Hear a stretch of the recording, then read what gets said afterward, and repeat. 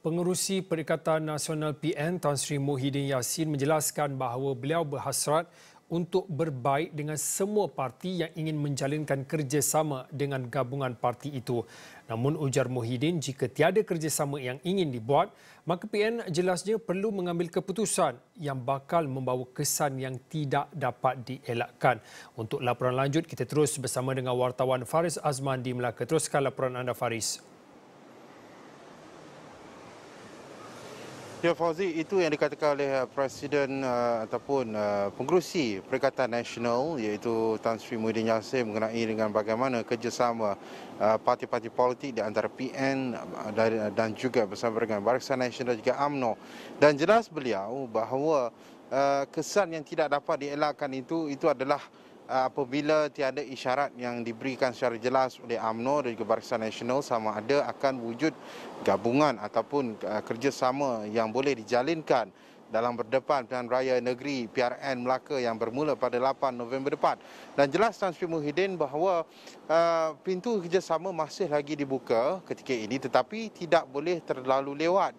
Kerana apa? SPR telah menetapkan pada 8 November, 16 dan juga 20 November depan sebagai hari-hari penting bagi PRN Negeri Melaka. Dan mungkin kita dengarkan apa yang dikatakan oleh Tan Sri Muhyiddin Yassin.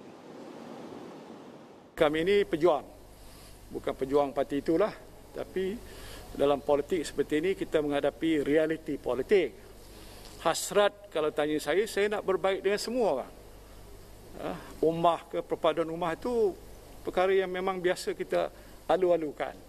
Tapi kalau dalam pertimbangan politik, dia tak disebut perpaduan ummah pun. Dia tengok perpaduan dan kepentingan parti masing-masing. Jadi bagi saya, kita mungkin tidak boleh berlambat-lambat.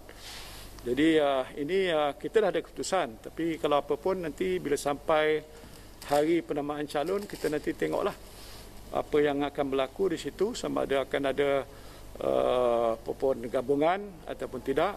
Tapi Perikatan Nasional sebagai satu gabungan politik sudah bersedia untuk menghadapi 3 penjuru. Baik, Fauzi, itu jelas Tan Sri Muhyiddin Yassin yang juga merupakan pengerusi Perikatan Nasional dan beliau mengatakan bahawa sentimen rakyat Melaka agak marah apabila PRN ini terpaksa diadakan susulan tindakan 4 bekas ahli Dewan Undangan Negeri yang dikatakan menarik sokongan sehingga jatuh terbubarnya Dewan Undangan Negeri pada 4 Oktober lalu.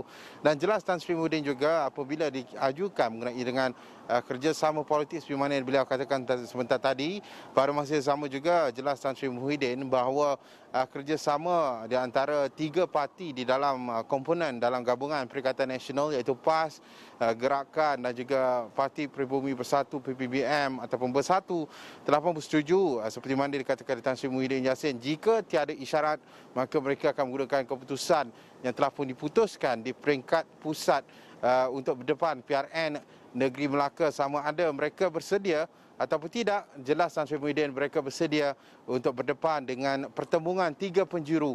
Dan itu di antara reaksi awal daripada Tan Sri Muhyiddin Yassin yang kami temui dalam sesi dialog dan libat urus bersama dengan pemain sektor ekonomi dan sektor sosial, di mana beliau sebagai pengerusi Majlis Pemulihan Negara juga turut mengadakan pertemuan dengan pemain-pemain industri mengenai dengan pemulihan negeri Melaka. Dan pada masa yang sama juga ketika ini, Fauzi, Melaka adalah fasa keempat dalam pemulihan negara dan beliau menjelaskan bahawa beliau menegaskan kerajaan-kerajaan negeri yang di mana dalam fasa pemulihan perlu mewujudkan dengan perlu mempercepatkan usaha mewujudkan Majlis Pemulihan Negeri di mana ia akan mempercepatkan proses pemulihan negara di bawah MPN.